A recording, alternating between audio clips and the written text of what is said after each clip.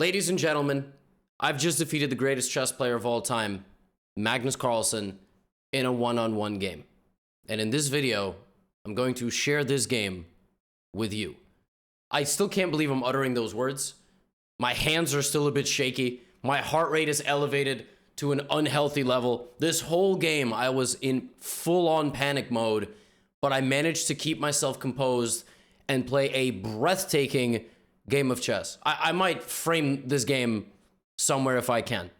I was laying in bed last night, and I was on my anonymous account. I have an anonymous account I like to play on. Chess.com lets me play on it. Gives me a little privacy. And I was playing in the 3-minute pool, and I got Magnus. He didn't know it was me.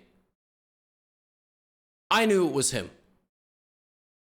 When I tell you the heart rate skyrocketed to 150, that would not even be an over-exaggeration. Here's the game. I started off with e4, all right? I'm a principled man. I've been playing a lot of e4 in my online games, and Magnus played the most confrontational move, which is the Sicilian defense. Now, I know a lot of things against the Sicilian, a3, b3, knight, I mean, the Alapin, the Smith-Mora, of course, the Gambit. I decided to play knight f3, and Magnus went e6. And now here I decided, all right, look, I think that I don't want to play into the GOATs, Taimanov or Paulson Khan, so I'm going to go for a sideline variation. So I'm going to play knight c3. Normally, if you start with the second move, knight to f3, you're going to play pawn to d4, and after cd4, knight d4, it's going to be an open Sicilian. And Magnus, rather than going straight on for a Taimanov with knight c6, e6, this is just a pure Taimanov Sicilian after queen c7, Magnus plays a6. So a6 preserves the option of going like this, and now you'll notice that instead of a knight on c6, there's a pawn here, and this is known as the Khan variation. So it's known as the Paulson Khan variation, where black plays e6, a6. Great Sicilian defense for intermediate players, by the way, but that was not my intention. The only reason I played this way is to go here and completely take Magnus out of, any main lines. I'm playing a guy, 5-time world champ, multiple-time Rapid and Blitz world champ, and give it a few years, we'll go down as the GOAT. I'm like, I gotta play a little bit weak sauce, all right? I'm not gonna challenge him in any open Sicilians or anything like that. Now, Magnus plays b5, all right? Very confrontational approach on the queen side. He's looking for b4, looking for bishop b7. I don't really need to react because it's not like my knight is getting trapped, so I just play bishop g2, and now before he has an opportunity to play b4, I play d4, all right? Now, b4 is a little bit too dangerous, so he trades. And now it's like we've played an open Sicilian, but I've put my bishop here, and I'm ready to castle. Now, I don't know a whole lot of theory, but I know that I have, a bit more, at least I don't know a lot of theory here, but I know that I've got like a healthy lead in development, and life is good. Now, I thought, all right, Magnus will go here, d6, bishop e7. No, he attacks me right away. He doesn't know it's me. But he attacks me right away, and that's going to dislodge my knight. Now, traditionally speaking, you would think that you want to go back to e2, right, and then reroute. Because if you go to a4, you're not coming off the edge of the board. But I actually knew a little trick in this line, which I've seen get very trendy recently. And it's the fact that after black attacks your pawn in the center, and you obviously can't push it, you actually don't need to defend this pawn. You can play queen e2, you can play queen d3, but you don't even need to guard this pawn. You can just castle. Why can you do this? Why can you sacrifice a pawn in the center of the board with like a knight on the edge? Well, the thing is that black is not developed enough. Black will have to at least trade something if they take this pawn. And you've got a king in the center, at least 2 moves away from castling, because the bishop has to move and so does the knight. So if you think about the fact that, like, if black has to take the pawn here, black is going to have to hang on like on a roller coaster. I don't know if you've ever been on a roller coaster, some people who just go like this and yell and are excited. No, I'm holding on for dear life. All right, and I'm screaming too. Now, the problem for black is they're in too deep. If black plays a move like bishop e7, now I actually can play e5, because after this, I have this hitting 2 bishops. And if you take, I take this, and then I'm going to take the bishop, and I'm completely winning. So, obviously, after castles, Magnus took on e4. Now takes, and then this is where I detonated my little trap. So I knew a little bit about this opening, and I knew that there was one trap in this position. So this position has been reached about 40, 50 times at master level, and after rook e1 attacking the knight, d5, c4 trying to dislodge the pawn, bc, and then white recapturing on c3 with the knight or the pawn. White is scoring very well because black's king is very, very vulnerable. So what people started to do after rook e1 is they started to just move the knight. They don't play d5, they just move the knight, and rook e1's kind of been neutralized by just retreating the knight, which is why instead of rook e1 in this position, white has started to play c4 first, with an absolutely fascinating idea. Now, if you voluntarily retreat your knight out of the position, you've just given white an extra move, basically. So white will play queen f3, bishop f4, like white will bring all these pieces, and you've just given white an extra turn.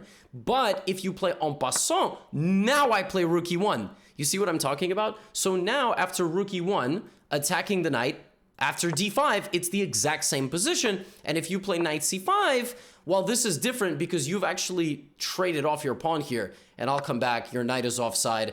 So I knew this little trick, and I was going to play it against Magnus, and I was going to hope for the best, all right?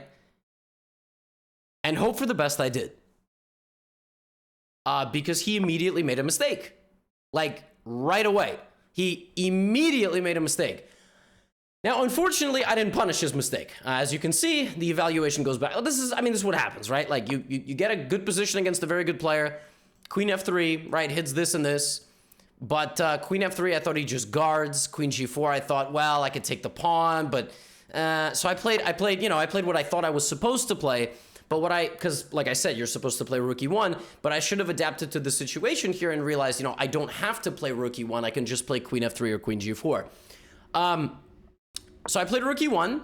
Now he played f5, and I was like, look, if I let Magnus just get a couple of easy turns here, he's just gonna castle, right? Like, what does black want? This is the way you need to play chess actively. You got to think about, what does your opponent want?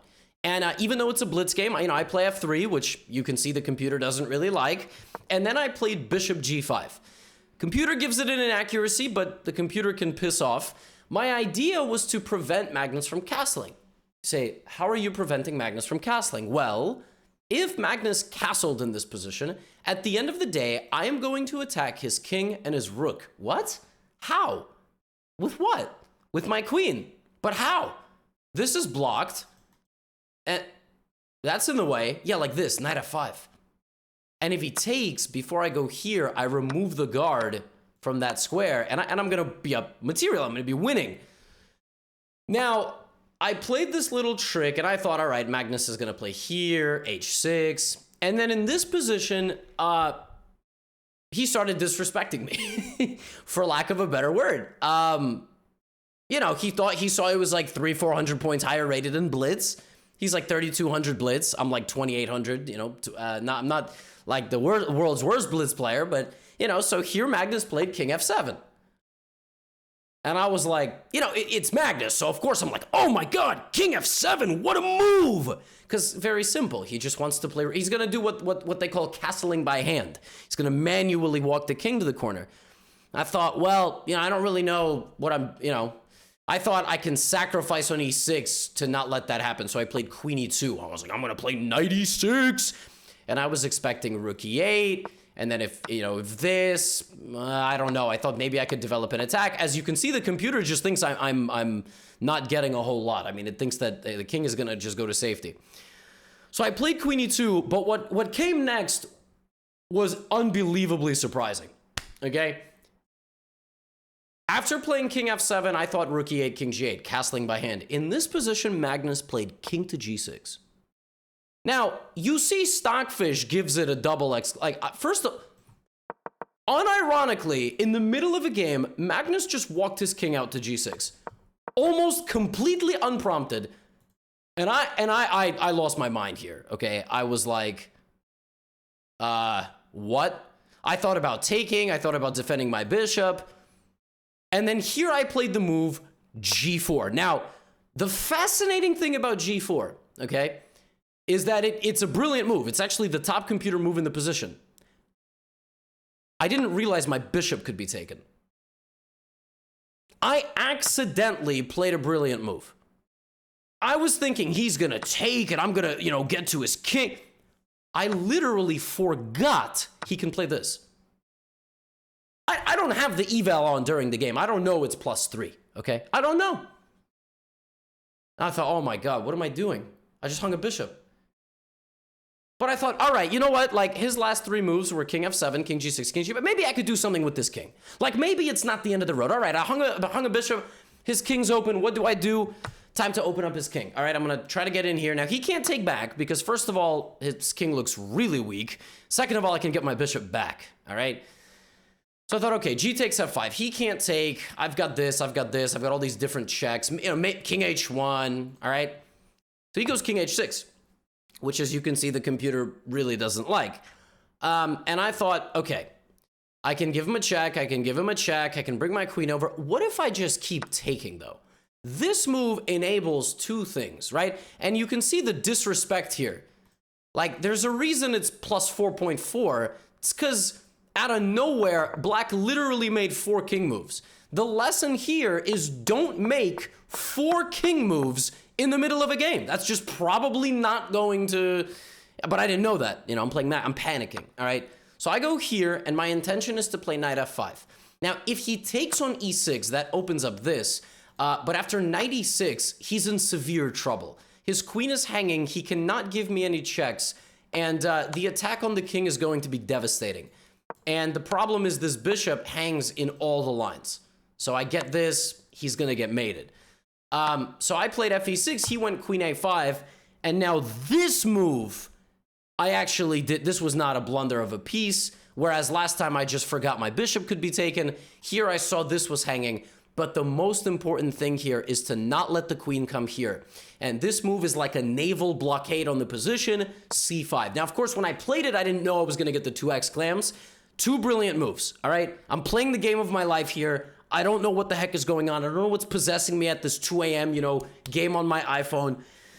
I disconnect the queen from the defense of the king. Queen e5, queen e3, knight f5, all enabled. You can take my knight, but that's not where the queen wants to go, because I'm going to get my bishop back at least with knight e7, and then your king is left, to battle my queen and my rook while the queen is just, on vacation enjoying a pina colada. So c5, and I thought, oh my God, like my heart is... I'm like, oh my God, don't mess this up. Don't mess this up. Don't mess this up. I mean, it's going to be a YouTube video regardless if you win or lose, but don't mess this up. Knight c6, knight f5 check. King g5 back, everything looks dangerous, and then here I realized, oh my God, I have h4 check. I have h4 check. And the thing is, he's not going to g6, because if this is mate. This is just mate. I'm like, oh my God, my rook is guarding. I can't believe this is happening. King to g5, h4 check, king takes f5, queen d3 check. Like, okay, I was expecting this, and I was like, oh my God, his king's gonna escape, and I'm not gonna be able to mate him, but maybe I can sack my rook. Maybe I can sack my rook or something nuts. Maybe I have a mate, right? So I'm thinking, oh my God, I'm gonna play rook e4. Like, this is the way we're gonna win this game. But he plays knight e4. He sacrifices his knight, and he tries to run backwards. And I play check, king f6, and now I just don't let his king escape back. I play queen f4 check, king g6, and here the engine finds a forced checkmate in 13 after h5. But I played king h1, and a little bit of my advantage is gone, but rook g1 sliding over is on the way, and if he plays h6 trying to escape out to h7, which was really the entire idea of this whole maneuver, rook g1, and if he goes here, I sack my rook. And I was like, oh my God, this pawn is the hero. This pawn is the hero. Rook g1 check, bishop g5. Now here there is still a way to blunder. You can blunder hg, discovered check, and you lose.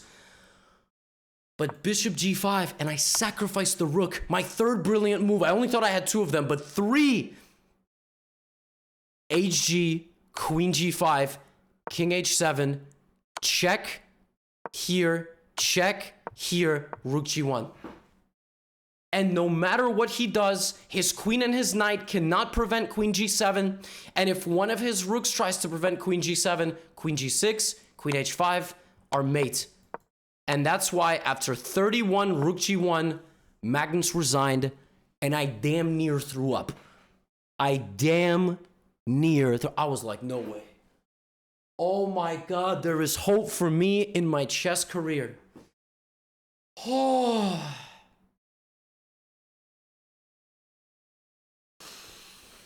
Oh my. Now, folks, before we sign off this video, I don't even know what to say. I mean, I might not ever play. I can't even speak. I might not ever play a chess game ever again. It doesn't get any better than this. I want to say two things before I sign off here.